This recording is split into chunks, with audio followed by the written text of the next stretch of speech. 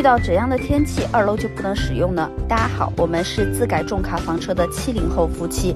别看这风和日丽的白天，傍晚就刮起了妖风。这风也是越刮越大，看我们上面的帘子忽闪忽闪的，旁边的遮阳棚也抖动起来。查看了一下天气预报，有6到8级的大风，赶紧收拾2楼。来不及仔细收拾，我们便把所有的东西放在2楼地面。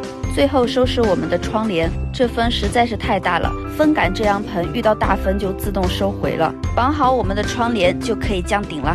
正常情况下，如果超过5级大风，就不会在2楼。打开折叠门，把电饭煲拿下来，今天只能吃个简餐了。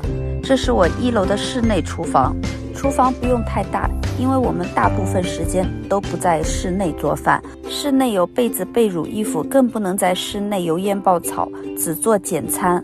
1碗米饭，1锅鸡汤，再加上我们温州的炝蟹，这样的房车生活，你能习惯吗？